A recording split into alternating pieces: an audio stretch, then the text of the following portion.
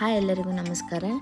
ಈ ಮಳೆಗಾಲದಲ್ಲಿ ಸಂಜೆ ಟೈಮ್ ಏನಾದರೂ ಸ್ನ್ಯಾಕ್ಸ್ ಬೇಕು ಅಂತ ಹೇಳಿ ಅಂದ್ಕೊಂಡಾಗ ಈಸಿಯಾಗಿ ಇನ್ಸ್ಟಂಟಾಗಿ ಮಸಾಲೆ ವಡೆನ ಮಾಡಿಕೊಂಡು ತಿನ್ಬೋದು. ಈ ಸ್ನ್ಯಾಕ್ಸ್ ಮಸಾಲೆ ವಡೆ ಎಲ್ಲರಿಗೂ ಚಿಕ್ಕವರಿಂದ ದೊಡ್ಡೋರವರೆಗೂ ಎಲ್ಲರಿಗೂ ಇಷ್ಟ ಆಗುತ್ತೆ. ಸೊ ನಾವಿವಾಗ ಮಸಾಲೆ ವಡೆಗೆ ಏನೇನು ಬೇಕು ಅಂತ ನೋಡಿಕೊಂಡು ಬರೋಣ. ಇದಕ್ಕೆ ಫಸ್ಟ್ ನಾನು 1 ಕಪ್ಪಷ್ಟು ಕಡಲೆ ಹಿಟ್ಟು ತೊಗೊಂಡಿದ್ದೀನಿ, 1 ಕಪ್ ಗೋಧಿ ಹಿಟ್ಟು, 1 ಕಪ್ ಅಕ್ಕಿ ಹಿಟ್ಟು, 1 ಕಪ್ ಜೋಳದ ಹಿಟ್ಟು, ಕರಿಯೋದಕ್ಕೆ ಎಣ್ಣೆ, ಉಪ್ಪು, ಸೋಡಾ, ಕರಿಬೇವು,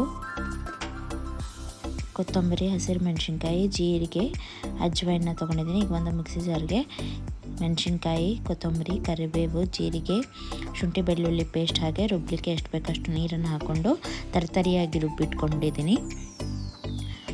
ನೆಕ್ಸ್ಟ್ ಇವಾಗ ಒಂದು ಬೇಸನ್ ತೊಗೊಳ್ಳೋಣ. ಬೇಸನ್ಗೆ 1 ಕಪ್ ಗೋಧಿ ಹಿಟ್ಟು, 1 ಕಪ್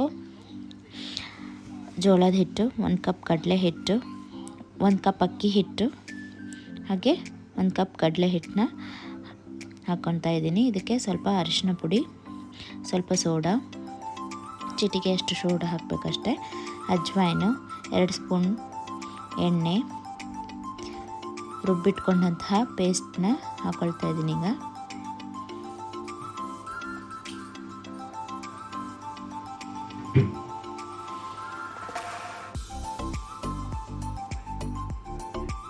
ಹಾಗೆ ರುಚಿಗೆ ತಕ್ಕಷ್ಟು ಉಪ್ಪು.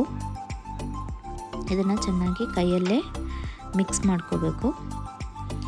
ಚೆನ್ನಾಗಿ ಮಿಕ್ಸ್ ಆದಮೇಲೆ ಇದಕ್ಕೆ ಸ್ವಲ್ಪನೇ ನೀರು ಆ್ಯಡ್ ಮಾಡ್ತಾ ಕಲಿಸ್ಕೋಬೇಕು.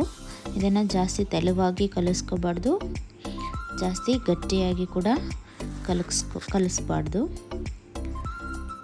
ನೋಡಿ, ಸ್ವಲ್ಪ ನೀರು ಹಾಕಿ ನಮಗೆ ಯಾವ ಹದ ಬೇಕೋ ಆ ಹದಕ್ಕೆ ನಾವು ಚೆನ್ನಾಗಿ ನಾದ್ಕೋಬೇಕು. ಇದನ್ನು ತುಂಬ ಗಟ್ಟಿಯಾಗಿರಬಾರ್ದು, ಹಾಗೆ ತುಂಬ ತೆಳುವಾಗಿರಬಾರ್ದು.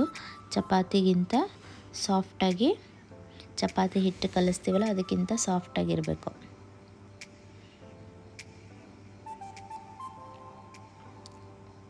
ಹಾಗೆ ಇದನ್ನು ಸಾಫ್ಟಾಗಿ ನಾದ್ಕೊಂಡು ಇದನ್ನು 10 ಮಿನಿಟ್ಸ್ ರೆಸ್ಟ್ ಮಾಡೋಕ್ಕೆ ಬಿಡೋಣ. ಈ ಕಡೆ ಒಂದು ಬಾಣಲೆ ಇಟ್ಕೊಂಡು ಅದಕ್ಕೆ ಕರೀಲಿಕ್ಕೆ ಎಣ್ಣೆ ಬಿಟ್ಕೊಳ್ಳೋಣ. 10 ಮಿನಿಟ್ಸ್ ಆದಮೇಲೆ ಇದನ್ನು ಹೀಗೆ ಸಣ್ಣ ಉಂಡೆಗಳನ್ನಾಗಿ ಮಾಡಿಕೊಂಡು ಕೈಯಲ್ಲಿ ತಟ್ಟಿ ಈ ರೀತಿ ಕೈಯಲ್ಲೇ ತಟ್ಟಿ ಎಣ್ಣೆಗೆ ಹಾಕಬೇಕು.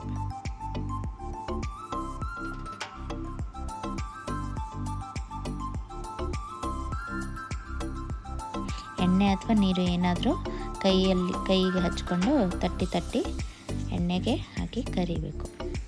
ಈ ರೀತಿ 2 ಸೈಡು ಕರಿದ ಮೇಲೆ ಎತ್ತಿಟ್ಕೊಂಡು ಸೈಡ್ಗೆ ಹಾಕೋಬೇಕು.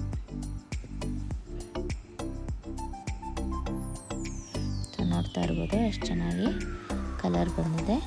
ಸೊ ಈ ರೀತಿಯಾಗಿ ಸಂಜೆ ಟೈಮ್ ಮಸಾಲೆ ವಡೆ ಮಾಡ್ಕೊಂಡು ತಿಂದರೆ ಟೀ ಜೊತೆಗೆ ತುಂಬ ರುಚಿಯಾಗಿರುತ್ತೆ. ಈ ವಿಡಿಯೋ ನಿಮಗೆ ಇಷ್ಟ ಆದರೆ ಲೈಕ್ ಮಾಡಿ, ಶೇರ್ ಮಾಡಿ ಹಾಗೂ ಕಮೆಂಟ್ ಮಾಡಿ.